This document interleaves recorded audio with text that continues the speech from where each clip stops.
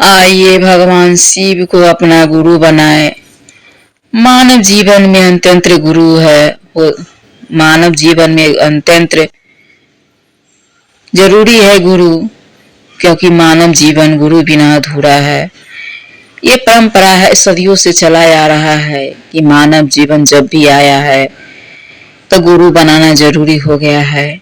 एक घोर कलयुग में साहब भैया हिरानंद, दीदी नीलमानंद शिव को गुरु बनाने की बात की है, तो हम और आपने शिव को गुरु बनाए हैं। और मैं जो भी कहूंगी अपने अनुभव के आधार पर कहूंगी। जो मेरे मन में शिव को गुरु बनाने के बाद, साहब दीदी की बातें सुनने के बाद जो मेरे मन में परिवर्तन आया है, जो बदलाव आया है गुरु बनाने के बाद, वही मैं कहूंगी। मैं सुना सुनाया बात नहीं कहूंगी। जो मैंने अनुभव किया है, जो मैंने अनुभूति किया है, वही कहूंगी। साहब भैया का हम ऋणी है, दीदी नीलम का हम ऋणी है। उनका ऋण हम कभी चुका नहीं सकते। शिव को गुरु बनाने के लिए साहब भैया ने 3 सूत्र दिए हैं। आप भी जानते हैं, हम भी जानते हैं। 3 सूत्र के माध्यम से हम अपने मंजिल तक पहुंच सकते हैं। अपने गुरु से दया मांगना, अपने गुरु की बात करना, अपने गुरु की चर्चा करना और नमः शिवाय से अपने गुरु को प्रणाम करना। तो देखिए, मानव जीवन में गुरु क्यों जरूरी है? जरूरी इसलिए है कि 83 लाख योनि, 84 लाख योनि कहते हैं, हमारा कहते हैं कि 83 लाख योनि भटक कर मानव तन मिलता है। और मानव तन में आकर आदमी भटक जाता है अपने ऐश आराम की जिंदगी में, अपने काम के जिंदगी में, अपने जीव भाव की जिंदगी में भटक जाता है।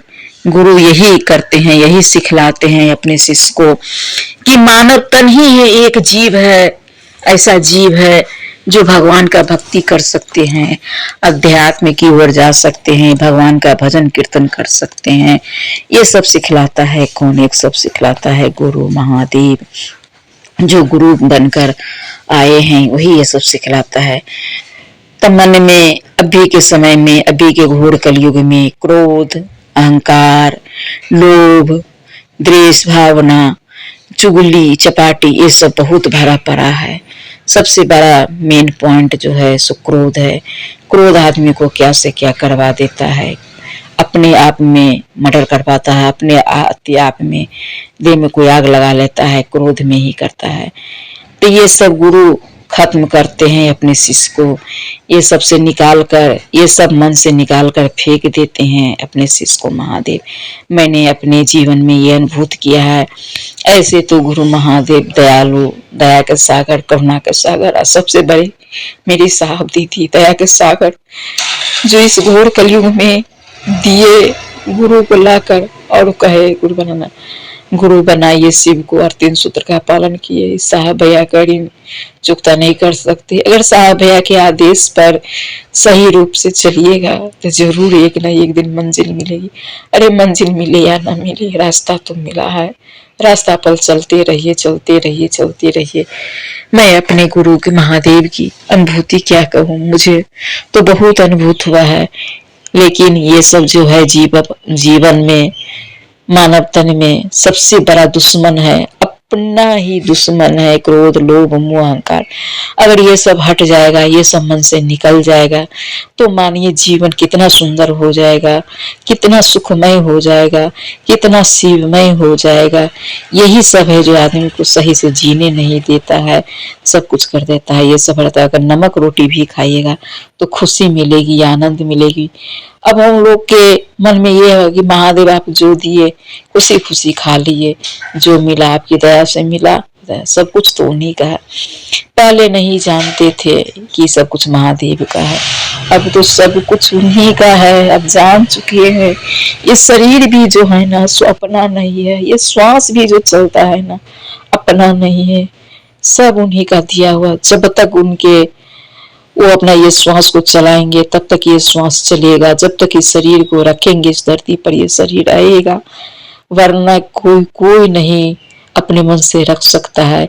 इसीलिए हे भाई बहन, हे भाई बंधु, हे मेरे भैया, दीदी, मैं निवेदन करती हूँ, अपने प्रार्थना करती हूँ कि साहब दीदी को बात को मान लीजिए और शिव को गुरु बना लीजिए, और कुछ नहीं करना है, किसी की बात नहीं सुनना है, किसी के इशारे पर नहीं चलना है, किसी से कुछ नहीं कहना है कि ये नहीं करना वो नहीं कर, सिर्फ साहब की बात सुनिए, दीदी माँ की बात सुनिए और साहब के आदेश पर चलिए, साहब के इशारे पर चलिए, साहब के दीदी के इशारे पर चलिए और 3 सूत्र मात्र कीजिए, उसी से सारा कुछ मिल जाएगा, सारा कुछ समझ में आएगा। गुरु क्या होते हैं, गुरु क्या करते हैं, गुरु अपने शिष्य को कहाँ से कहाँ ले जाते हैं, गुरु के सानिध्य में जाने से क्या होता है, साहब के सानिध्य में जाने से क्या होता है, दीदी माँ के सानिध्य में जाने से क्या होता है, ये सब 3 सूत्र के माध्यम से समझ जाइएगा, बुझ जाइएगा। यही है शिव गुरु चर्चा। और सब कुछ जीवन से, जीव भाव में जितना कुछ है नष्ट हो जाएगा इस मन से। जब नष्ट हो जाएगा तो जीवन सुखमय हो जाएगा। अगर दुख भी कुछ रहेगा तो उसका आनंद ही अलग होता है, कुछ नहीं होगा। इसीलिए 3 सूत्र करिए। जो भाई बहन बने हुए हैं 3 सूत्र का पालन कीजिए, और जो न बने हुए हैं, मेरी निवेदन, मेरी वाणी पर महादेव को, बाबा को, जो बाबा है, भगवान है, महादेव है, भोला बाबा है, जो मंदिर में बैठे हुए हैं, उसी महादेव को अपने जीवन में गुरु बना लीजिए। यही बात मैं आप सबको इस चर्चा के माध्यम से संदेश पहुंचाना चाहती हूँ, और इसी वाणी के साथ अपने चर्चा को विराम देते हुए अपने गुरु महादेव, अपने साहब दीदी, अपनी दीदी माँ के चरणों में मैं रखती हूँ, स्वीकार कर लीजिए।